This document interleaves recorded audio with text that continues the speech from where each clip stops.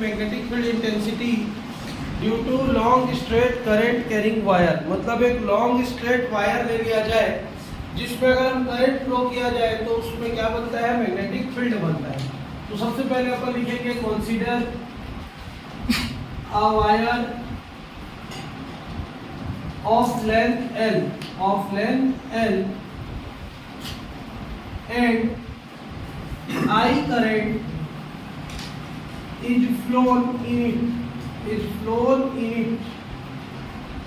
so magnetic field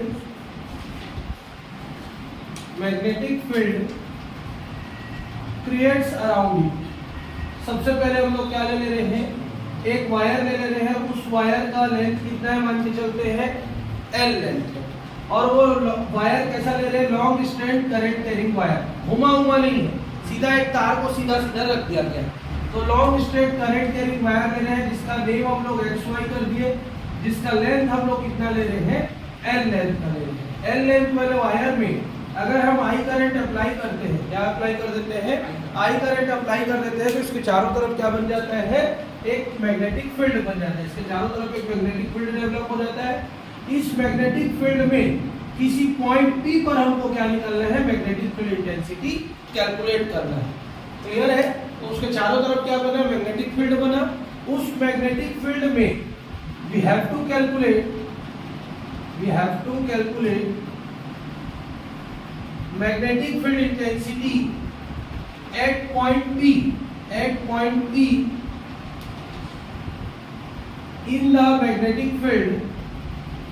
in the magnetic field which is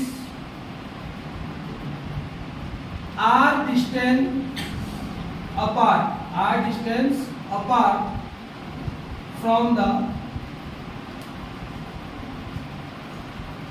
किससे, from the wire से कितने distance पर है, r डिस्टेंस पर है।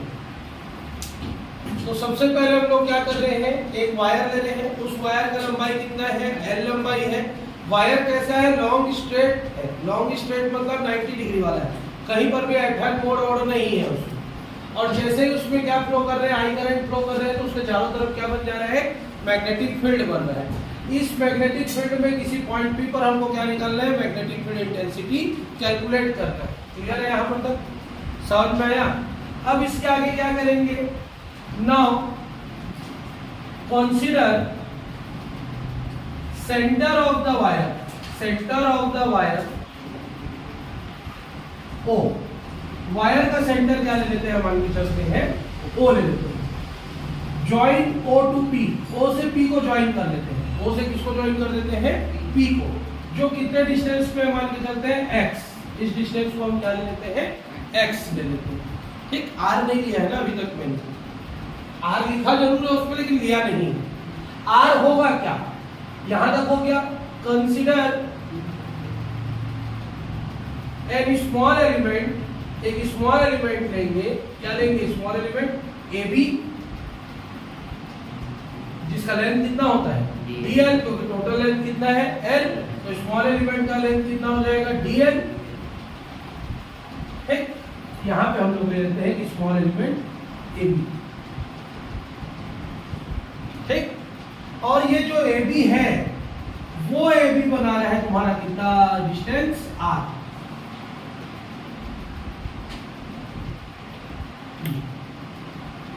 अब ये टोटल एंगल जो यहाँ पे बन रहा है, वो टोटल एंगल कितना है, मान के चलते हैं alpha.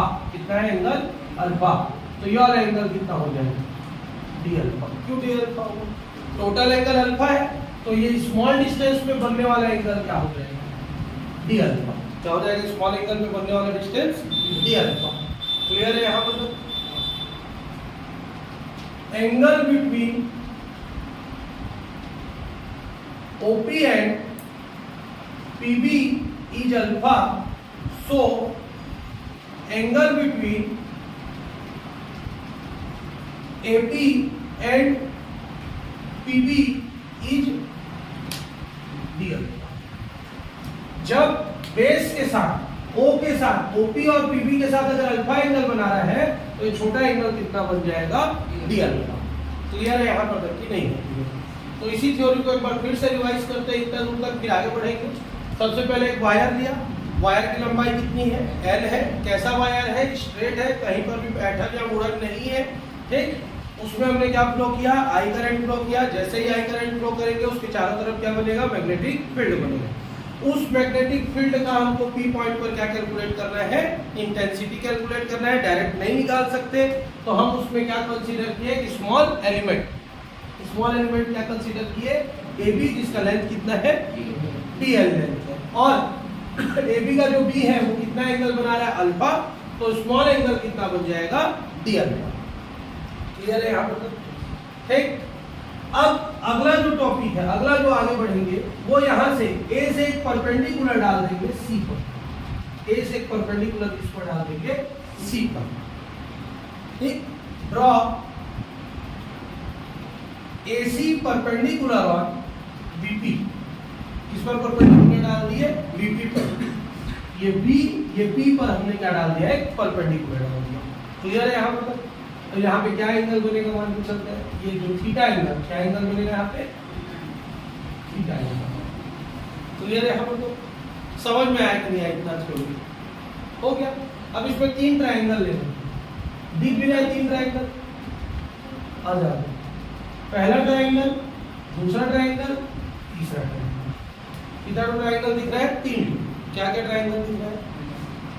Triangle ABC, triangle ACP, triangle OAP।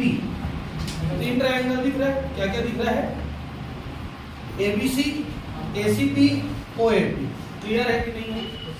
पहला ट्रायंगल में, पहला ट्रायंगल क्या बोलेगा? पाइथागोरस थ्योरम लगेगा क्योंकि 90 डिग्री है। 90 डिग्री है तो पाइथागोरस थ्योरम में अगर थीटा है, थीटा के सामने वाला क्या होता है? परपेंडिकुलर। तो ये क्या हो जाएगा? परपेंडिकुलर मतलब sine theta is equal to perpendicular upon hypotenuse. Sine theta perpendicular कौन है इसमें? ये 90 डिग्री जहां पड़ा है AC। हाइपोटेनस क्या होगा? AB, और AB का लेंथ कितना है? सो AC अपॉन क्या हो गया? DL। तो AC की वैल्यू कितनी आ गई? DL sine theta. क्लियर है कि नहीं? ACP ले लो। ACP एंगल लेंगे तो कौन सा एंगल बन रहा है? साइन डी अल्फा ही ले लेते हैं। क्या ले लेते हैं? Sine D alpha. एंगल तो डी अल्फा बन रहा है ना। Sine D alpha equal to क्या होगा? Perpendicular upon hypotenuse. Sine D alpha perpendicular कितना है? AC ही आएगा, 90 डिग्री पड़ रहा है। और हाइपोटेनस इसमें कौन सा हो जाएगा? ये AP। So AC is equal to कितना आ गया? AP sin d alpha. R लिखना भूल गया था, ये R डिस्टेंस है, R डिस्टेंस। तो ये कैसे दिखेगा? AP की जगह हम क्या लिख सकते हैं? एक लाइन और बना लेते हैं, AP रह देते हैं, फिर AP की जगह R लिखेंगे तो AC इक्वल टू कितना हो जाएगा? R sin d alpha. Clear है यहाँ पर? ये d अल्फा एंगल कैसा एंगल है? छोटा एंगल है। छोटा एंगल मतलब बहुत छोटा, क्योंकि बहुत छोटे लेंथ पे बन रहा है। सो d alpha is very small. d alpha is very small. अगर d अल्फा वेरी स्मॉल है तो sin d अल्फा की वैल्यू लगभग किसके बराबर हो जाएगी? d alpha. ये वाला साइन को नियरली इक्वल टू बोलते हैं। क्या बोलते हैं? ये इक्वल टू, ये नियरली इक्वल टू। क्लियर है? यहाँ पर तक s बनाना है दोनों। Clear? So nearly equal to का सेंस होता है sin 0 की वैल्यू कितनी होती है? अब sin 0.1 निकालोगे तो लगभग क्या आएगा? 0 ही आएगा। sin 0.2 निकालोगे तो 0 ही आएगा। 0 पॉइंट समथिंग समथिंग, और इतना समथिंग कि वो 0 ही मान लेंगे उसको। तो कुल मिला के sin d अल्फा की वैल्यू किसके इक्वल हो गई? d अल्फा के इक्वल हो गई। मतलब जो यहाँ पे एंगल है वही एंगल यहाँ पे आ जाएगा। और sin d alpha equal to d alpha आ रहा है तो r sin d अल्फा की जगह हम क्या लिख सकते हैं? r d alpha. Equation number कौन सा होगा? नहीं हो। क्लियर है यहाँ तक? तीसरा ट्रायंगल लेते हैं। तीसरा ट्रायंगल क्या लेंगे? OAP। कौन सा ट्रायंगल लेंगे? OAP। OAP में हमारे पास देखो ये बेस है और ये क्या है? हाइपोटेनस है। तो कौन सा लग जाएगा एंगल? cos alpha. क्या लग जाएगा? cos alpha. अब ये अल्फा को यहां से इरेज करो, ऐसा नहीं, अल्फा बन गया। cos alpha is equal to कितना हुआ, base upon hypotenuse. cos alpha is equal to base क्या है x, हाइपोटेनस क्या है r। सो r की वैल्यू कितनी आ गई, x upon cos alpha. Clear?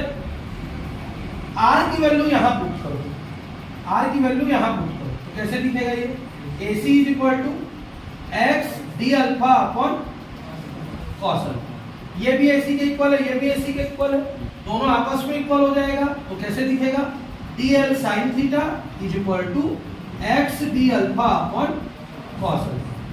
Clear है कि नहीं? ठीक, अब क्वेश्चन शुरू करते हैं बनाना। ये पूरा प्रोसीजर खत्म है, मतलब 70% डेरिवेशन खत्म हो गया, 30% बस बचा है। तो सबसे पहले हम लोगों का क्या है, हमने एक लॉन्ग स्ट्रेट वायर लिया, उस वायर की लंबाई कितनी है L, उसमें हमने क्या फ्लो किया, आई करंट फ्लो किया। जैसे ही आई करंट फ्लो किया चारों तरफ क्या बना, मैग्नेटिक फील्ड बना। उस मैग्नेटिक फील्ड का हमको क्या निकालना है, इंटेंसिटी निकालना है। किस पॉइंट पर निकालना है, P पॉइंट पर निकालना है। जब भी कुछ भी निकालना रहेगा EFI या MFI, मैग्नेटिक फील्ड इंटेंसिटी या इलेक्ट्रिक फील्ड इंटेंसिटी कहां पे निकलता है, P पॉइंट पर। अब P पॉइंट पर निकालने के लिए डायरेक्ट तो निकाल नहीं सकते, तो हम क्या कंसीडर किए, स्मॉल एलिमेंट कंसीडर किए जिसका नाम क्या है AB, जो कितना एंगल बना रहा है थीटा, क्योंकि ऊपर में तो जगह नहीं है चढ़ाने का। अब ये वायर है हम छोटे में बना रहे हैं, ऊपर में एंगल तो बनेगा, एंगल कहां बन जाएगा, नीचे साइड उल्टा बनेगा एंगल, ये एंगल बन गया। अब ये थीटा एंगल है तो ये भी थीटा एंगल बनेगा, इसीलिए वाले डिस्टेंस को r लिखिए। ठीक, ऊपर में एंगल नहीं बन सकता क्योंकि वायर क्लोज हो गया, वहीं पे एंगल कहां बनेगा, जहां पे टच किया उसके नीचे बनेगा, और ये थीटा है तो ये भी थीटा होगा, कॉरेस्पॉन्डिंग एंगल। कौन सा एंगल, अब ये कॉरेस्पॉन्डिंग एंगल है तो ये डिस्टेंस को हम क्या मान लिए, r। खत्म। अब इसके बाद क्या कर रहे हैं, एक हम लोग सेंटर पॉइंट क्या ले रहे हैं, O। किसका सेंटर पॉइंट ले रहे हैं, वायर का, और O से किसको ज्वाइन कर दिया, P को, जो कितने डिस्टेंस पे मौजूद है, x डिस्टेंस पे मौजूद है। कितना एंगल बना रहा है ये, अल्फा, तो छोटा एंगल कितना बन जाएगा, खत्म। अब जब इसमें आई करंट अप्लाई किया है, उसके चारों तरफ मैग्नेटिक फील्ड बन रहा है, तो फ्रॉम बायो-सैवर्ट लॉ, कौन सा लॉ लगेगा, बायो-सैवर्ट लॉ। बायो-सैवर्ट लॉ क्या है, dB is equal to mu 0 upon 4 pi I dl sin theta by r square। Equation number कितना हो गया, 1। क्लियर? यहाँ पर तक बायो-सैवर्ट लॉ क्या है, dB is equal to mu 0 upon 4 pi I dl sin theta by r square।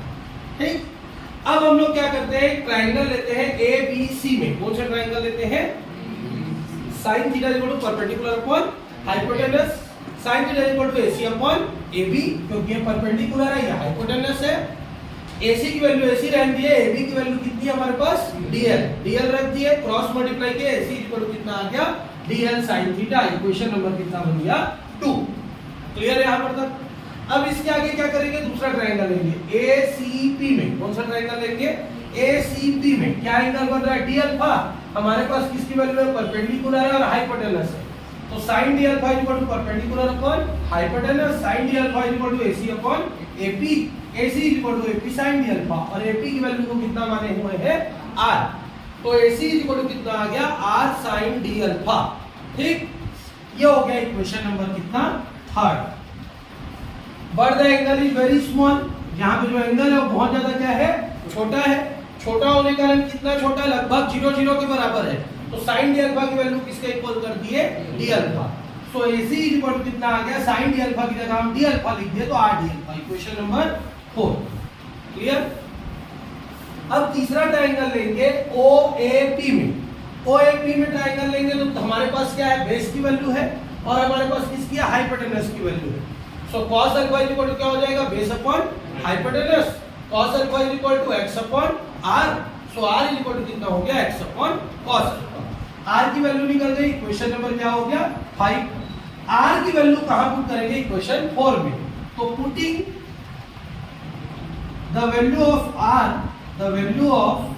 r in equation 4।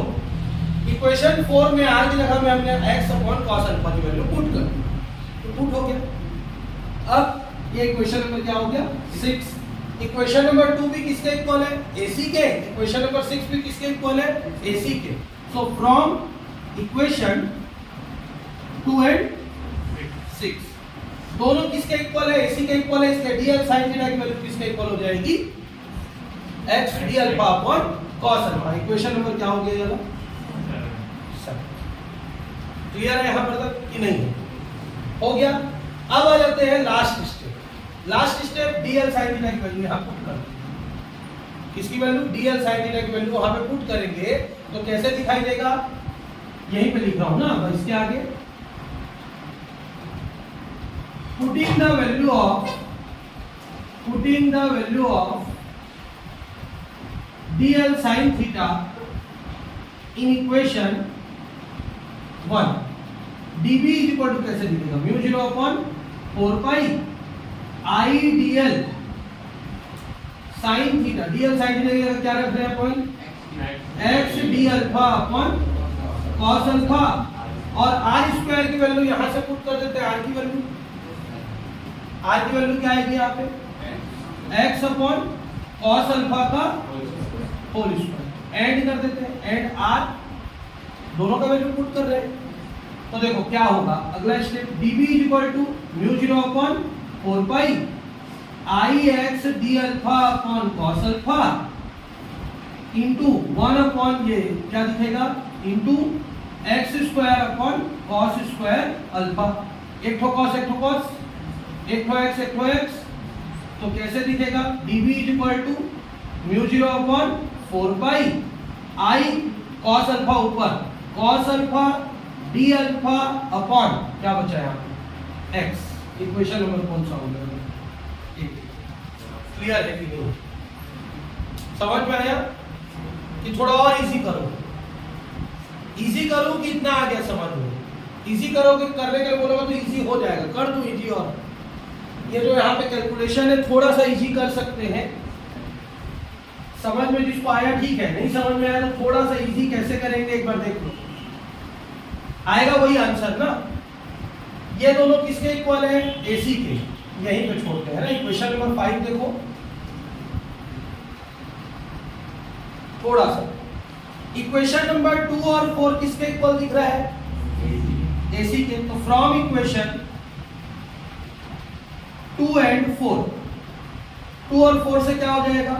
D L sine theta is equal to कितना आ जाएगा? R D alpha. Equation number क्या दे दिए इसको? 5। क्या दे दिए इसको? 5। इसको अभी छोड़ दो, 5 हुआ। डी एल साइन थीटा की वैल्यू यहां पुट कर दिए। Putting the value of D L sine theta in equation first. तो dB इज इक्वल टू कैसे दिखेगा? Mu 0 upon 4 pi I D L sine theta की जगह R D alpha upon R square. एक बार so dB is equal to कैसे दिखेगा? Mu 0 upon 4 pi I D alpha upon क्या होगा? Equation number 6।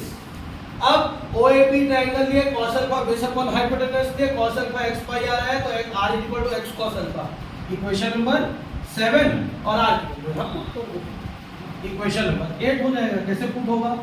dB is equal to mu 0 upon 4 pi I D alpha upon x cos alpha. cos alpha ऊपर टांग दो, dB is equal to कितना होगा? Mu 0 upon 4 pi I cos alpha D alpha upon x। यही लाना था। Equation number कौन सा हो गया? वही इक्वेशन बना, 8 बना, लेकिन थोड़ा सा वो कैलकुलेशन ही चीज हो गई। क्या ये क्लियर है? यहाँ तक क्लियर था। इक्वल किया तो किसकी वैल्यू निकल गई? डीएल साइन थीटा की। डीएल साइन थीटा का वैल्यू कहां पुट कर दिया? 1 नंबर पे। तो क्या निकल गया? आर निकल गया। क्या निकल गया? आर। आर का वैल्यू इक्वेशन नंबर 7 से निकाल के पुट कर दिए तो क्या बन गया हमारा इक्वेशन? ठीक, पॉज करो, नोट करो, कंप्लीट नहीं हुआ। इक्वेशन 8 के बाद इक्वेशन 8 जो निकला है वो किसके लिए निकला है? Small amount of magnetic field intensity. Small amount of magnetic field intensity निकालना है तो क्या निकल गया हमारा? dB इज इक्वल टू, किनारे में लिख लेते हैं, dB इज इक्वल टू क्या निकला है? Mu 0 upon 4 pi I cos alpha D alpha upon क्या निकला है? x। बड़ा करने के लिए हम लोग इसको क्या करेंगे? इंटीग्रेट। क्या करेंगे? इंटीग्रेट करेंगे। तो फिर से एक ड्राइंग बनाएंगे, और वो ड्राइंग कैसा रहेगा इसको थोड़ा सा देखेंगे। एक हमने क्या लिया है? लॉन्ग स्ट्रेट वायर लिया है, ये वायर का सेंटर पॉइंट वो है, किसी पॉइंट पी पर हमको क्या निकालना है, डिस्टेंस निकालना है। तो मान लेते हैं ऊपर में एंगल क्या बन रहा है, अल्फा 1, तो नीचे क्या एंगल बनेगा, मान के चलते हैं अल्फा 2। दोनों तरफ अगर पूरे को कवर करना है तो ऊपर की तरफ एंगल अलग बनेगा, नीचे की तरफ एंगल अलग बनेगा। ऊपर की तरफ कितना डिग्री का एंगल बनेगा, 90, नीचे की तरफ भी कितना एंगल बनेगा, 90। लेकिन एक 90 ऊपर है, एक 90 क्या है, नीचे है। तो पहला एंगल क्या है, अगर अल्फा 1 है तो दूसरा एंगल क्या होगा, माइनस अल्फा। क्यों माइनस होगा, क्योंकि क्वाड्रेंट रूल से ऊपर वाली वैल्यू पॉजिटिव होती है तो नीचे वाली वैल्यू क्या हो जाती है, नेगेटिव हो जाती है। तो इंटीग्रेट बोथ साइड्स, हम क्या करेंगे, इसको इंटीग्रेट करेंगे दोनों साइड को। तो कैसे होगा, इंटीग्रेशन साइन dv, तो 0 से कहां तक जाएंगे, b तक, is equal to integration sine minus alpha 2 से कहां तक जाएंगे, अल्फा 1 तक। क्लियर है कि नहीं, मतलब नीचे वाले एंगल से हम कहां तक कवर करेंगे उसको, ऊपर वाले एंगल तक। तो माइनस अल्फा 1 से कहां तक कवर किया हमने, अल्फा 2 से अल्फा 1 तक। Mu 0 upon 4 pi i cos alpha d alpha upon कितना हो गया, x। dv का इंटीग्रेशन कितना होता है, b, 0 से लेके कहां तक, b तक, is equal to mu 0 constant, 4 pi constant, i constant, x constant, क्या बच गया, माइनस अल्फा 2 से लेके अल्फा 1 तक, और क्या बचा, cos alpha d alpha. cos alpha का इंटीग्रेशन क्या होता है, b में b और b में 0, तो क्या हो गया, b minus 0, mu 0 upon 4 pi i upon x। cos alpha का इंटीग्रेशन होता है sin अल्फा, कहां से कहां तक, माइनस अल्फा 2 से कहां तक, अल्फा 1 तक। क्लियर। तो अगला स्टेप क्या हो जाएगा, b is equal to mu 0 upon 4 pi i upon x sin alpha की जगह में क्या पुट करेंगे, एक बार अल्फा 1 माइनस अल्फा की जगह में एक बार क्या पुट करेंगे, माइनस अल्फा 2। क्लियर है, यहां पर समझ में आया कि नहीं, क्लियर। अगला स्टेप क्या हो जाएगा, b is equal to mu 0 upon 4 pi i upon x sine alpha 1। Sine minus theta, minus sine theta होता है, तो माइनस माइनस क्या हो जाएगा, प्लस, ये कितना हो गया, साइन अल्फा 2। क्लियर है। If alpha 1 is equal to alpha 2 is equal to 90 degree, alpha 1 और अल्फा 2 की वैल्यू को कितना डिग्री ले लिया जाए, 90 डिग्री। इफ है ना, हमारा आंसर यहां हो चुका है, लेकिन अगर हम लोग एंगल को कितना डिग्री मान लेंगे, 90 degree. So b is equal to कैसे दिखेगा, mu 0 upon 4 pi i upon x sin 90 plus sin 90। sin 90 की वैल्यू कितनी होती है, 1। So b is equal to कैसे दिखेगा, mu 0 upon 4 pi i upon x sin 90 की value 1 plus 1। So b is equal to कितना आ गया, mu 0 upon 4 pi i 2i upon x। और यूनिट क्या लिखते हैं इसका, वेबर पर मीटर स्क्वायर। क्लियर है यहाँ पर तक, ये हो गया तुम्हारा फाइनल आंसर। तो फिर से समझेंगे कि अगर हम लोगों को क्या करना है, पॉइंट P से ऊपर और नीचे दोनों को अगर क्या करना है, कवर करना है, तो दो अलग अलग एंगल बनेंगे। ऊपर की तरफ अगर अल्फा 1 एंगल बना है, नीचे की तरफ कौन सा एंगल बनेगा, अल्फा 2। लेकिन उसका वैल्यू नेगेटिव क्यों होगा, क्योंकि डायरेक्शन की वजह से, अगर एक पॉजिटिव डायरेक्शन में है तो दूसरा किस में चला जाएगा, नेगेटिव। अब अगर हमको छोटी वैल्यू को बड़ी करनी है तो क्या करना पड़ेगा, इंटीग्रेट करना पड़ेगा। दोनों साइड में इंटीग्रेशन कर दिया, 0 से कहां तक, b तक, माइनस अल्फा 2 से कहां तक, अल्फा 1 तक। अब dv का इंटीग्रेशन कितना होता है, b, 0 से लेके कहां तक, b तक, mu 0 upon 4 pi constant, i upon x constant, minus alpha 2 से कहां तक, अल्फा 1 तक। अब cos अल्फा का इंटीग्रेशन कितना होता है, sin अल्फा, अल्फा 1 से कहां तक, माइनस अल्फा 2 तक। एक बार अपर लिमिट पुट करेंगे, माइनस साइन लगाएंगे, एक बार लोअर लिमिट पुट करेंगे। अब अगला स्टेप क्या हुआ, अल्फा की जगह में एक बार अल्फा 1 पुट करेंगे, अल्फा की जगह में एक बार क्या पुट करेंगे, माइनस अल्फा 2। ये माइनस क्या हो गया, प्लस। तो साइन अल्फा 1 और साइन अल्फा 2, अल्फा 1 अल्फा 2 की जगह कितना डिग्री ले लिए, 90 डिग्री। तो साइन 90 प्लस साइन 90 कितना होता है, 1 प्लस 1 कितना आ गया, 2। क्लियर। ये डेरिवेशन कंप्लीट, 5 नंबर का क्वेश्चन कंप्लीट। ऑफ कर दो।